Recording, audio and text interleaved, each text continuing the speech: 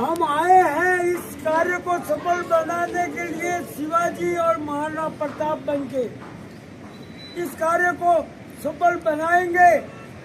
हो रहा है और भारत विश्व गुरु था, आज भी मानते हैं और बनने में तैयारी है। जय भारत, जय हिंद।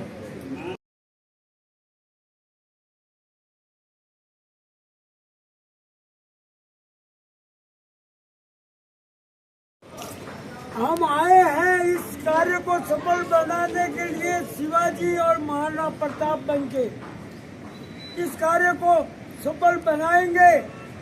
हो रहा है और भारत विश्व गुरु था, आज भी मानते हैं और बनने में तैयारी है। जय भारत, जय हिंद।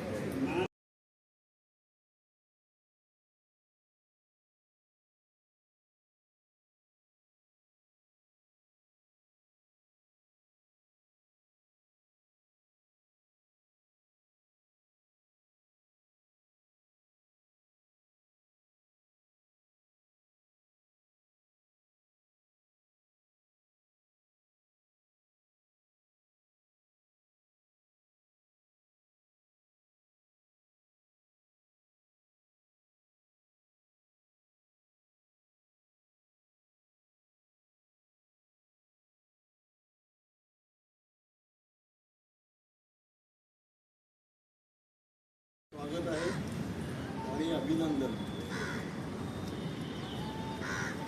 या दिवशी फक्त आपण राष्ट्रप्रेम किंवा एकता दाखवतो, पण मला असं वाटतं की देशप्रेम, त्याग आणि राष्ट्रहितासाठी आपण झटले पाहिजे आणि आपल्या चरित्र्यावरून राष्ट्राचं मूल्यांकन होते।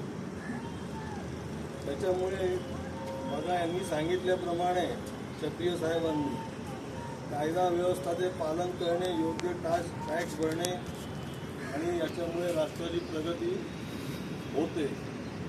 धर्माचे स्थानही काही कमी नाही आहे, म्हणून आपण आपल्या धर्माला टिकवून वाढवावे आणि त्यामुळे राष्ट्राची प्रगती आणि संघटितता होईल असं मला वाटतं। एक छोटीशी कविता आजच माझ्या एका मित्रांनी पाठवली आहे, सोप्या शब्दात आहे, हिंदीत आहे, ती वाचून दाखवून माझे 2 शब्द बोलतो। बड़े कठिन ही दौर से गुजर रहा है मेरा भारत, देश को है प्यारो आपके एकता की जरूरत, लगी है मेरे भारत को किसी की बुरी नजर, पश्चिमी विदेशों ने कर दी मुश्किल हमारी डगर, रंग दो हमारे दरमियान की जात पात की दीवार को, हाथ से हाथ मिलाकर बना दो इंसानियत की जंजीर को, वैसे तो मेरे भारत की सियासत के काबिले तारीफ है, कर दो अपनी अखंडता से दुनिया को वाकिफ, दिखा दो बुलंद इरादे अपने, आगे बढ़ो बेझिझक होकर, काफी है योगदान बस इतना, सिर्फ करे उतरो फिर क्या मजाल है कोई भारत की तरफ नजर उठाने की, यूं ही नहीं भारत की संस्कृति 5000 साल पुरानी, तिरंगा हमेशा ऊंचा रहे यही कामना दिल में है, सुकून के पल जीते रहो भारत माँ की गोद में। जय हिंद, जय भारत।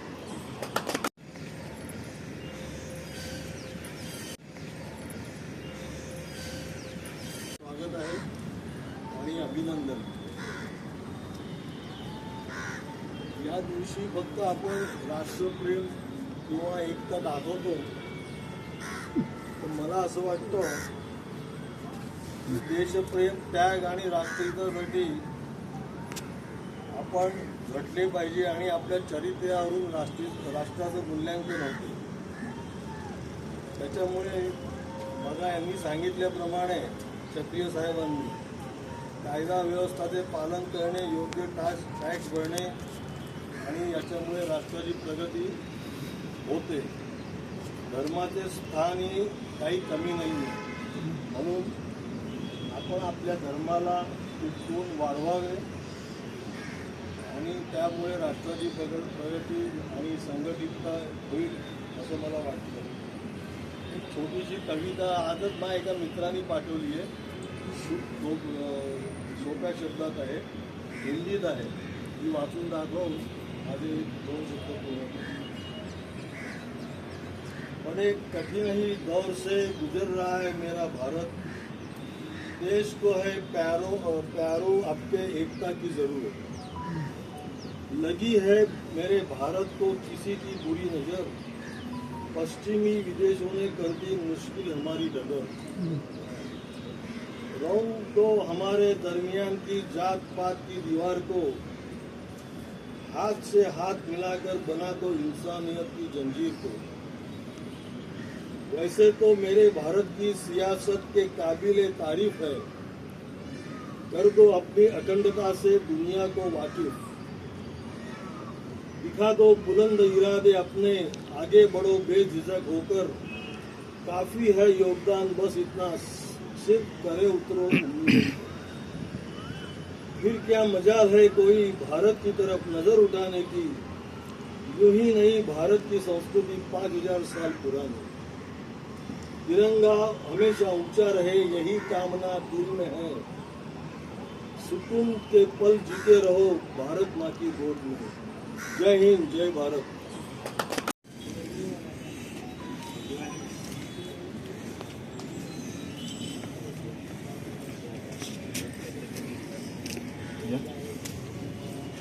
घेतो 1 मिनिट धरा आता घेऊन जाईल बस धरून बोट नका आता फिरू आपण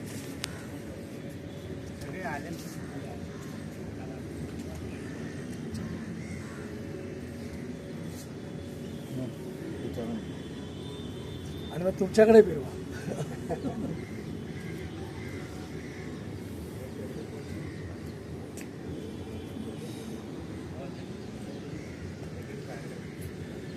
आता तुम्ही राहिलाय.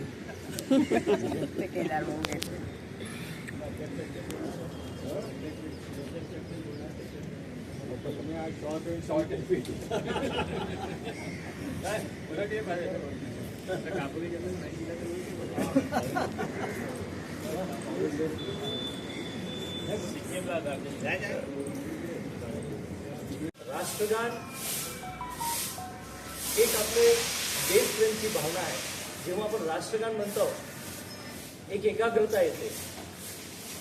आपलं शरीरामध्ये एक चेतना आणि डिसिप्लिन राष्ट्रगान फार जरुरी आहे. आजच्या दिवशी कुठेही आपण अहमदाबाद शहरामध्ये निघत असाल, जेव्हा राष्ट्रध्वज आपण पाहतो ते एक मान उंच करून त्याला सलाम देण्याची इच्छा होते. या संघटन आपली संस्कृती समाजमध्ये सर्व एकत्र होऊन सर्वांनी आपल्या समाजाचा विकास, मुलांचं शैक्षणिक क्षेत्रामध्ये, वडिलांचं आरोग्य क्षेत्रामध्ये अनाधिक प्रगती पंथावर सर्वांनी एकत्र होऊन असं काम करावं. आजच्या दिवशी मला असं वाटतं रुटीन लाईफमध्ये आपल्याला जे वस्तू जरुरी आहे ते एक संकल्प आपण थोडं घेऊ. आज थोडं संकल्प आपल्याला घ्यायचं. मी माझ्याबरोबर आपण बोला. मी एक आदर्श नागरिक बनण्याची प्रतिज्ञा करतो. मी माझ्या आईच्या नावाने किमान एक रोप लावेल. मी नेहमीच वाहतुकीचे नियम पाळेल. मी कचरा फक्त कचऱ्याच्या डब्यात टाकेल. मी 3ऱ्या मजल्यापर्यंत लिफ्ट वापरणार नाही. मी माझ्या शारीरिक तंदुरुस्तीसाठी योगासने, व्यायाम, ध्यान करेल व स्वतःला तंदुरुस्त ठेवीन. मी जेवणाच्या वेळी आवश्यक तेवढे माझ्या ताटात घेईन. मी अन्न वाया घालवणार नाही. मी वीज आणि पाणी वाया जाऊ देणार नाही. मी जात, भाषा, धर्माच्या नावाखाली भेदभाव करणार नाही. मी राष्ट्रध्वज, राष्ट्रगीताचा आदर करून एक देशभक्त नागरिक होईल आणि देशभक्त राहील. जय हिंद. जय हिंद. राष्ट्रगान एक आपले देशप्रेमची भावना आहे. जेव्हा आपण राष्ट्रगान म्हणतो एक एकाग्रता येते. आपलं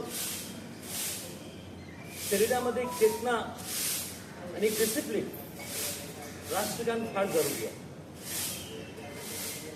आजच्या दिवशी कुठेही आपण अहमदाबाद शहरामध्ये निघत असाल, जेव्हा राष्ट्रध्वज आपण पाहतो ते एक मान उंच करून त्याला सलाम देण्याची इच्छा होते. या संघटन आपली संस्कृती समाजमध्ये सर्व एकत्र होऊन सर्वांनी आपल्या समाजाचा विकास, मुलांचं शैक्षणिक क्षेत्रामध्ये, वडिलांचं आरोग्य क्षेत्रामध्ये अनाधिक प्रगती पंथावर सर्वांनी एकत्र होऊन असं काम करावं. आजच्या दिवशी मला असं वाटतं रुटीन लाईफमध्ये आपल्याला जे वस्तू जरुरी आहे ते एक संकल्प आपण थोडं घेऊ. आज थोडं संकल्प आपल्याला घ्यायचं. मी माझ्याबरोबर आपण बोला. मी एक आदर्श नागरिक बनण्याची प्रतिज्ञा करतो. मी माझ्या आईच्या नावाने किमान एक रोप लावेन. मी नेहमीच वाहतुकीचे नियम पाळेन. मी कचरा फक्त कचऱ्याच्या डब्यात टाकेन. मी तिसऱ्या मजल्यापर्यंत लिफ्ट वापरणार नाही. मी माझ्या शारीरिक तंदुरुस्तीसाठी योगासने, व्यायाम, ध्यान करेन व स्वतःला तंदुरुस्त ठेवीन. मी जेवणाच्या वेळी आवश्यक तेवढे माझ्या ताटात घेईन. मी अन्न वाया घालवणार नाही. मी वीज आणि पाणी वाया जाऊ देणार नाही. मी जात, भाषा, धर्माच्या नावाखाली भेदभाव करणार नाही. मी राष्ट्रध्वज, राष्ट्रगीताचा आदर करून एक देशभक्त नागरिक होईल आणि देशभक्त राहील. जय हिंद. जय हिंद.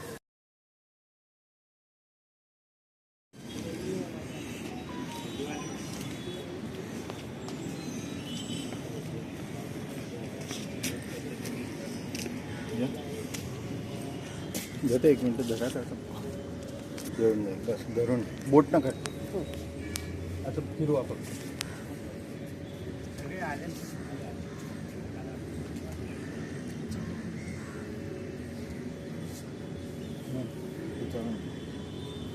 आणि मग तुमच्याकडे फिरवा.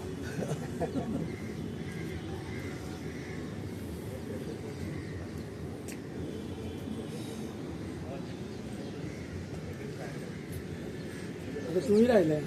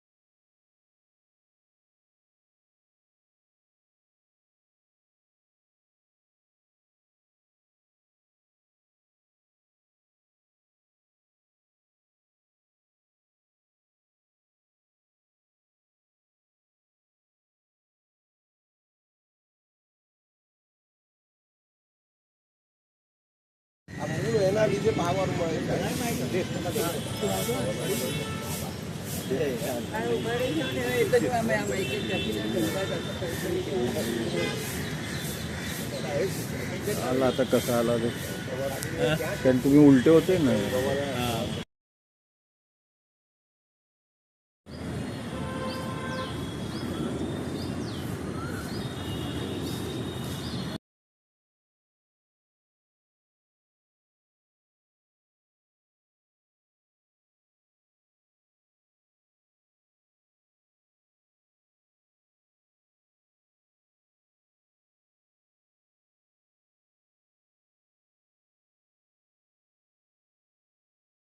तुझ्यात आहे हे ते वाक्य सांगते.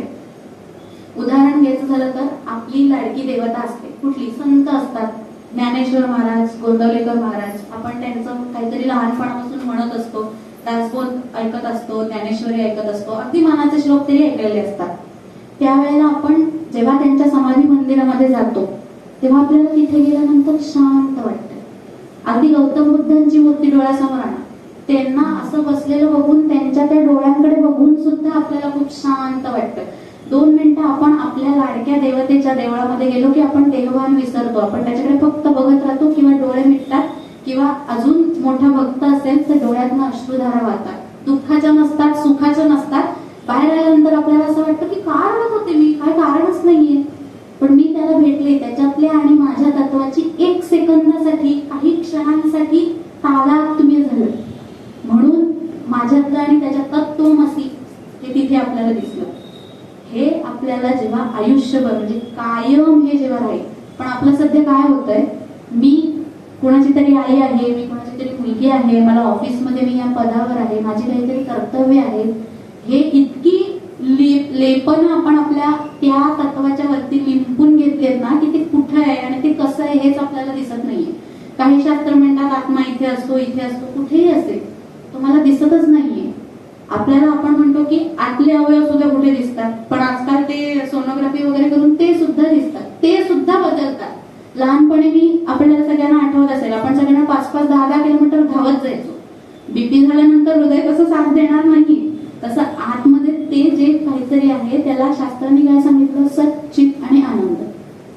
सत म्हणजे काय आहे, एक्झिस्टन्स, ते काहीतरी आहे जे आपण आतापर्यंत बघितलं की यातून या पुढच्या जन्मात, त्या पुढच्या जन्मात ते चालू राहिले म्हणजे ते आहे. चित म्हणजे चैतन्य, जे मला पुढे पुढे जाण्यासाठी प्रेरणा देतंय, हलण्यासाठी प्रेरणा देते. आता झाड जरी हलत नसलं तरी त्याची वाढेतून ते पुढे जातं हे बोसांनी आपल्याला सांगितलं. त्याच्यानंतर तिसरी गोष्ट आनंद. आनंद म्हणजे काय, नाचणं, गाणं, हसणं, हा आनंद नाही. मगाशी जे आपण बघितलं की आळंदीला गेल्यानंतर किंवा सज्जनगडावरती गेल्यानंतर किंवा गौतम बुद्धांच्या, मी उदाहरणादाखल हे देते, तिथे गेल्यानंतर आपण 2 मिनिटं देहभान विसरतो. आता मी मारुती रायासमोर उभी राहिली, मला काही, मी फक्त त्याच्याकडे बघते आणि मला दुसरं काहीही दिसत नाहीये. माझी मैत्रीण मला येऊन हाक मारून गेली, मला कळलं नाही. संध्याकाळी दूध घेताना ती मला भेटली आणि ती मला ओरडली की अगं मी तुला हाक मारली, तू आज मंदिरात आली होतीस ना. हो, तू नमस्कार करायला तुझ्या समोर या ताई उभ्या होत्या का, आठवत नाही. मी तुला हाक मारली, तुला मी हलवलं, तुझं लक्षच नव्हतं. इतकं काय इग्नोर करतेस, असं सुद्धा अनेक वेळेला आपल्याला होतं, आपलं लक्ष नसतं. आपण इतकं त्याच्यामध्ये तल्लीन झालेलो असतो. ती तल्लीनता कायम स्वरूपी राहणं म्हणजे आनंद. त्याच्यातलं आणि माझ्यातलं काहीही वेगळं नाहीये हे कळणं, ते आपल्याला कळत असतं, एका क्षणासाठी कळतं. ते फक्त कायम स्वरूपी राहणं म्हणजे स्वतःला ज्ञान होणं, पाहावे आपण असे आपण. आता हे पाहायचंय, पण मनुष्य हा असा प्राणी आहे की ज्याला कुठलीही गोष्ट करायची असेल तर ती शिकवायला लागते. चिमणीचं जे पिल्लू असतं त्याला कधी शिकवायला नाही लागत उडायचं असतं. चिमणी कधी त्याचा एक पंख उचलून असं करते आणि आता उड असं सांगते, असं कधीही सुद्धा होत नाही. दाणा भरवते पण त्याच्यानंतर ती त्यालाच काही दिवसात पाठवते. आणि त्या पक्षी प्राण्यांमध्ये 2-4 दिवस किंवा फार तर 1-2 आठवड्यात ते आपली आपली कामं करायला लागतात. माणूस हा असा प्राणी आहे की त्याला खायला शिकवायला लागतं, बोलायला शिकवायला लागतं, चालायला शिकवायला लागतं, उडायला शिकवायला लागतं, पैसे कमवायला आणि पोट भरायला तर आजच्या काळात 30-35 वर्ष उजाडतं. तुमच्या काळात तर 15-20 वर्षी होत होतं. माणसाला कुठलीही गोष्ट करायची असेल तरी सुद्धा ती हात धरून शिकवावी लागते. जितकी बुद्धी माणसाला अन्य प्राण्यांपेक्षा जास्त दिली ना, तितका मूर्खपणाही माणसातच जास्त भरलाय. बाकीचे प्राणी इतका निसर्गाला हानी पोहोचवत नाहीत, आपणच पोहोचवतो. आता सगळी गोष्ट शिकवायला म्हणजे चालायला बोलायला शिकवायला माणूस लागतो, कुणीतरी लागतं. म्हणजे तसं ते माझं ज्ञान मला करून देण्यासाठी सुद्धा कोणीतरी लागतं. साधं उदाहरण आहे, मला माझा चेहरा बघायचा असेल तर आरसा लागतो. आरसा समोर असल्याशिवाय मी मला बघू नाही शकत. सेम आहे, गुरु म्हणजे काय आहे? आरसा आहे, जो स्वतःला दाखवण्यासाठी माध्यम म्हणून उपयोगी पडणार. आता गुरु कळणार कसा किंवा गुरुचे प्रकार काय, तो ओळखायचा कसा, असा एक प्रश्न येतो. आरसा हा गुरु हे आपल्याला कळेल. आता आरसा म्हटल्यानंतर एकच आरसा असतो का? नाही. गाडीच्या आरशात बघितलं तरी मी मला दिसणार आहे, घरातल्या सिंकच्या समोरच्या आरशात बघितलं तरी सुद्धा मी मला दिसणार आहे, डान्सच्या क्लासमध्ये जर बघितलं तर पूर्ण भिंतभर आरसा असतो, कारण त्यामध्ये पोस्टर्स वगैरे ठरवण्यासाठी. तिथे बघितलं तरी सुद्धा मीच मला दिसणार आहे. तर आता हे गुरुतत्व कुठे कुठे दिसतं हे आपल्याला जाणून घ्यायचंय. गुरुचे प्रकार कसे आहेत, गुरुचे एकूण म्हणजे गुरुच्या स्टेजेस आपण म्हणू शकतो, प्रकार नाही, त्याच्या पायऱ्या 5 आहेत अशा शास्त्रांनी सांगितलंय, मी नाही. आणि त्याच्यापूर्वी एक सांगते, गुरुदेव रानडे यांनी एक सुंदर व्याख्या केली आहे ईश्वराचं, म्हणजेच त्या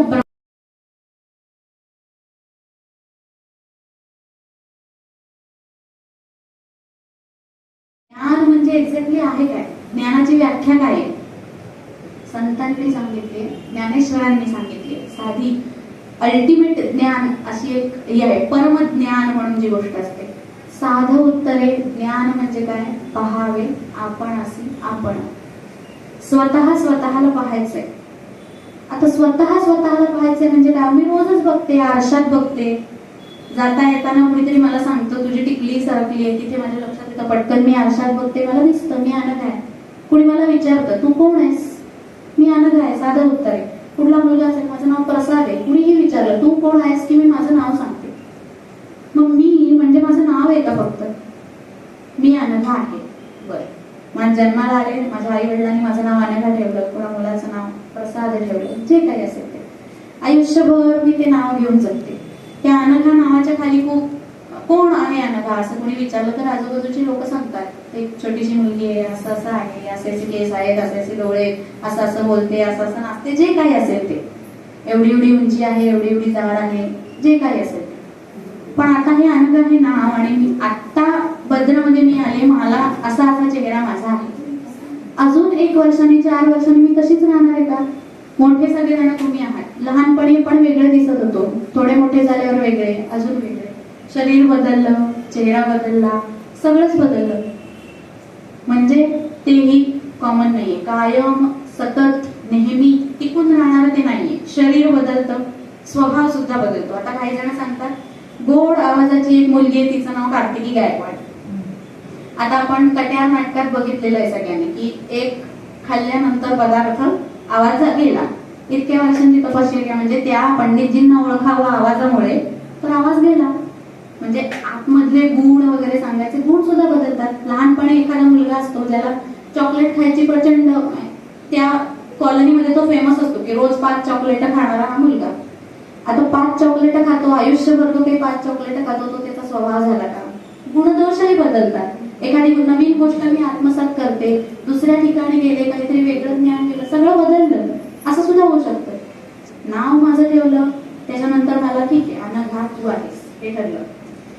माझा जन्म झाल्यानंतर भारतात अशी परिस्थिती आहे किंवा एक रीत आहे की 12व्या दिवशी मुलाचं बारसं केलं जातं, किंवा त्याच्या पुढे 1-2 महिन्यामध्ये मुलाचं बारसं होतं. त्यापासून तो मरेपर्यंत किंवा मेल्यानंतर सुद्धा या नावाने ओळखलं जातं.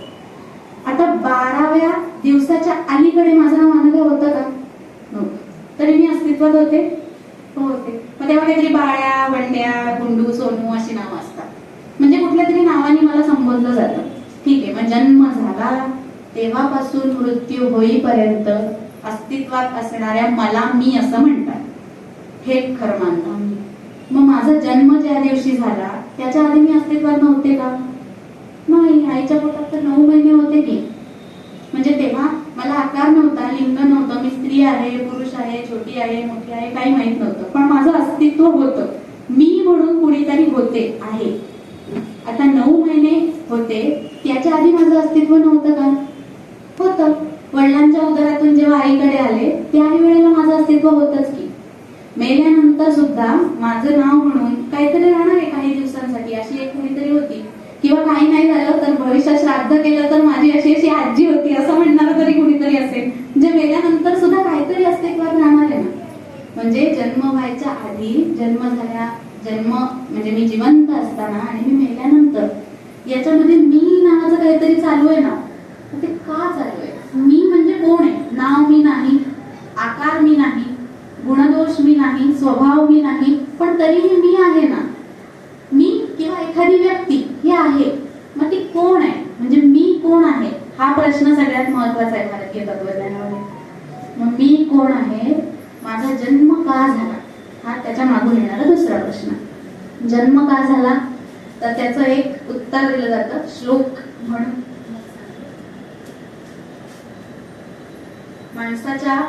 माणूस जे सगळं संपत्ती जमा करून ठेवतो, ती जमा करून आपण कायम म्हणतो की हा माणूस इतका कंजूसपणा करतोय, जाताना काही घेऊन जाणार आहे का वर. त्याचं एक छोटस उदाहरण याच्यामध्ये दिलंय. श्लोक आधी म्हणते आणि मग त्याचं स्पष्टीकरण देते. धनानि भौमो पशवश्च गोष्ठे भार्या गृहद्वारे जनस्मशाने देहश्चितायां परलोकमार्गे कर्मानुभोग एव इच्छति जीवः. माझा जन्म का झाला? कर्म, उपभोग आणि इच्छा, एवढंच. कर्म हे एक उत्तर सुद्धा पुरे. आता याच्यामध्ये कर्म कुठून आलं हा प्रश्न आणि हे सगळं दिलंय की तुला पुढे परलोक मार्ग, मेल्यानंतर तुझा प्रवास कोण तुला घेऊन जाणार आहे पुढे? तुझं कर्म आणि तुझ्या इच्छा, मनुष्याच्या इच्छा.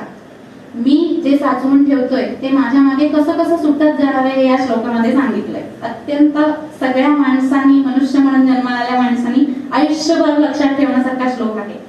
पूर्वीच्या काळाचा श्लोक आहे, त्यामुळे जरा जुनं वातावरण चेहऱ्यासमोर आणूया. धन आणि भौम. पूर्वी बँक वगैरे नव्हत्या, घरात तिजोरी असायची, तिजोरीमध्ये पैसे. भौम म्हणजे घर, तिजोरी म्हणून अर्थ किंवा